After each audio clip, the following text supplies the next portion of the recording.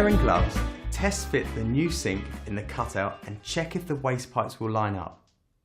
If they don't, you will need to alter the pipework and you may need to obtain some additional pipes and fittings. When you're satisfied that the sink fits, you can go ahead and install it into the worktop.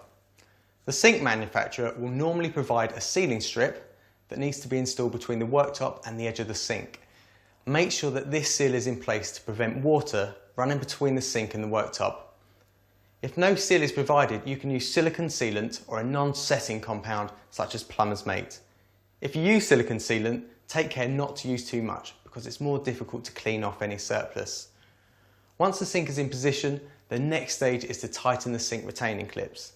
As with the sink removal process, it's usually easier to lie on your back so that you can see the clips as you work. Don't forget to wear the eye protection.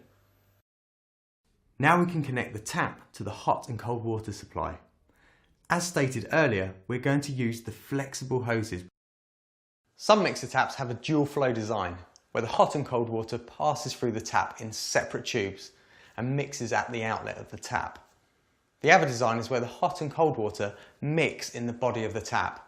Where this is the case, water regulations or bylaws in your area may require a non-return valve or single check valve to be fitted on both the hot and the cold pipes that are connected to the mixer tap. This applies where the hot and cold water pressures are different. B&Q in-store advisors can assist you with selecting the fittings that you need. It often helps if you can take in a photograph of your existing under-sink plumbing arrangement. Once the water pipework is connected, it's best to turn on the water supply and test for leaks before the waste pipework is reinstalled. It's easier to fix any leaks while there's more room to work. Before turning the water back on, check that all the joints are tight. Start with the cold and only open the stopcock or isolation valve a little way to start with, and then check for leaks. If all is okay, open up the valves and check for a leak again. If there is a leak, make a note of where it is and then turn the water off. If compression joint is leaking, you might need to undo the joint and wrap some PTFE around the olive. Don't be tempted to over tighten the joint because this will compress the olive too much and the leak will get worse. If the pipework is leaking, then you may need to replace it. It might be time to call in a plumber.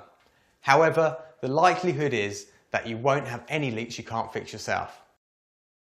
Once you're happy that there are no leaks, you can start to refit the waste pipework.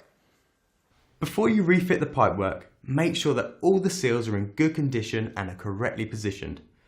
If in doubt, obtain new seals.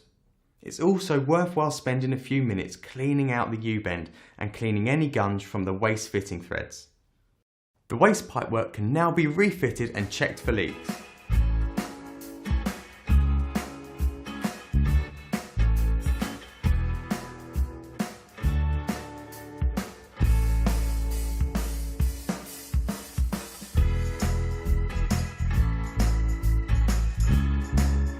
To check for leaks, fill both bowls to overflow level and then release the water.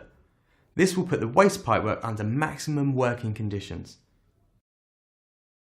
The tap will probably gurgle a bit as you fill the bowls for the first time because air bubbles would be released from the supply pipework.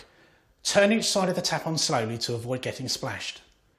If you have a leak on the waste pipework, undo each connection and check that the seal is not damaged or out of place before you tighten the joint further.